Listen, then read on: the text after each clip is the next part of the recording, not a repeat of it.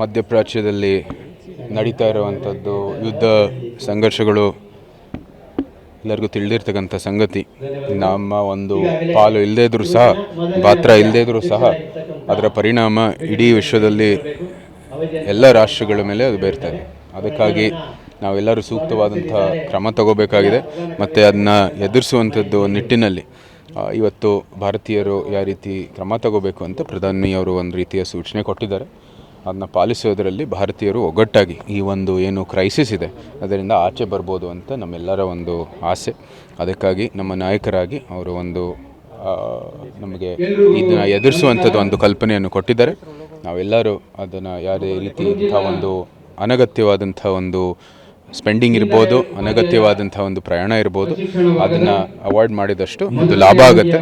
ಜೊತೆಗೆ ನಮ್ಮ ಒಂದು ಏನು ಭಾರತೀಯ ಒಂದು ಸಮಾಜ ಇದೆ, ಒಂದು ಒಗ್ಗಟ್ಟಾಗಿ ಇದ್ದು ಇದನ್ನ ಎದುರಿಸುವಂಥದ್ರಲ್ಲಿ ನಿಜವಾದಂಥ ಒಂದು ಒಳ್ಳೆ ಸೇವೆ ಆಗುತ್ತೆ. ಮತ್ತು ಭಾರತೀಯ ಒಂದು ಏನು ಅನಿಲ್ ಇದೆ ಅದರ ಒಂದು ಫ್ಯೂಲು ಏನು ನಾವು ವಿದೇಶ ಒಂದು ರಾಷ್ಟ್ರಗಳ ಮೇಲೆ ನಾವು ಅವಲಂಬಿತರಿದ್ದರೆ ಅದಕ್ಕೆ ಸ್ವಾವಲಂಬಿನೂ ಬೇಕಾಗಿರ್ತಕ್ಕಂಥದ್ದು ಎಲ್ಲರಿಗೂ ಗೊತ್ತಿದೆ. ಅದನ್ನು ಕೂಡ ಒಂದು ಒಳ್ಳೆ ಬೆಳವಣಿಗೆ ಆಗ್ತಾಯಿದೆ ಭಾರತದಲ್ಲಿ.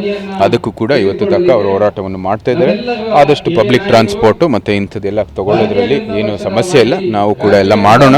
ಮತ್ತು ನಮ್ಮ ಕೊಡಗು, ಮೈಸೂರು, ಬೆಂಗಳೂರು ನಮಗೆ ಪ್ರಯಾಣ ಸಹಜವಾಗಿ ಇದ್ದೇ ಇರುತ್ತೆ. ಎಲ್ಲನೂ ಕೂಡ ಒಂದು ರೀತಿ ಎಫಿಷಿಯೆಂಟಾಗಿ ಒಂದು ಪಬ್ಲಿಕ್ ಟ್ರಾನ್ಸ್ಪೋರ್ಟ್ ತಗೊಳ್ಳೋ ಮೂಲಕ ಮಾಡೋದ್ರಲ್ಲಿ ಭಾಳ ಸಹಾಯ ಆಗುತ್ತೆ. ಕಠಿಣವಾಗಿ ಇರ್ಬೋದು, ಇರದೇ ಇರ್ಬೋದು, ಆದರೆ ಆ ಒಂದು ನಿರೀಕ್ಷೆಯಲ್ಲಿ ನಾವು ಸೂಕ್ತ ಕ್ರಮ ತಗೋಬೇಕಾಗಿದೆ. Preparedness is the best, prevention is the best cure ಅಂತ ಆ ನಿಟ್ಟಿನಲ್ಲಿ ಒಂದು ಒಳ್ಳೆ ಕ್ರಮ ತಗೊಂಡಿದ್ರೆ ಲಾಭ ಆಗುತ್ತೆ. ನಾವು ಎಲ್ಲರ ಪ್ರಾರ್ಥನೆ ಮತ್ತು ನಮ್ಮೆಲ್ಲರ ಒಂದು ಆಸೆ ಇದು ಆದಷ್ಟು ಶೀಘ್ರದಲ್ಲಿ ಬಗೆಹರಿಸುವಂಥದ್ದು, ಎಲ್ಲ ನಾರ್ಮಲ್ ಆಗಿ ಬರೋದೇ ನಮ್ಮ ಆಸೆ. ಆದರೂ ಸಹ ಇದು ಅಂತಾರಾಷ್ಟ್ರೀಯ ಮಟ್ಟದಲ್ಲಿ ನಡೀತಾ ಇರುವಂಥದ್ದು ಒಂದು ಸಂಘರ್ಷ, ಅದರ ಪರಿಣಾಮ ಎಲ್ಲ ರಾಷ್ಟ್ರ ಮೇಲೆ ಬಂದಿದೆ. ಸೊ ಅದಕ್ಕಾಗಿ ನಾವು ಸೂಕ್ತ ಕ್ರಮ ತಗೋಬೇಕಾಗಿದೆ. ಮತ್ತು ಏನು ಹಿಂದೆ ಕೋವಿಡ್ ಇರ್ಬೋದು, ಅದಕ್ಕೆ ಹಿಂದೆ ಒಂದು ಅನೇಕ ಒಂದು ಹೌಸಿಂಗ್ ಕ್ರೈಸಿಸ್ಸು ಇತ್ಯಾದಿ ಎಲ್ಲ ಬಂದಾಗ ಯಾವ ರೀತಿ ಭಾರತೀಯರು ಒಗ್ಗಟ್ಟಾಗಿ ಅದನ್ನ ಎಲ್ಲ ಎದುರಿಸಿದ್ರು, ಅದೇ ರೀತಿ ಇದನ್ನು ಕೂಡ ಎದುರಿಸುವಂಥದ್ದು ಭಾರತೀಯರಲ್ಲಿ ಸಂಪೂರ್ಣ ಸಾಮರ್ಥ್ಯ ಇದೆ.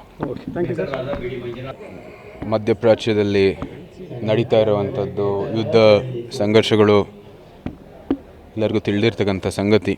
ನಮ್ಮ ಒಂದು ಪಾಲು ಇಲ್ಲದೇ ಇದ್ರೂ ಸಹ, ಪಾತ್ರ ಇಲ್ಲದೇ ಇದ್ರೂ ಸಹ ಅದರ ಪರಿಣಾಮ ಇಡೀ ವಿಶ್ವದಲ್ಲಿ ಎಲ್ಲ ರಾಷ್ಟ್ರಗಳ ಮೇಲೆ ಅದು ಬೀರ್ತದೆ.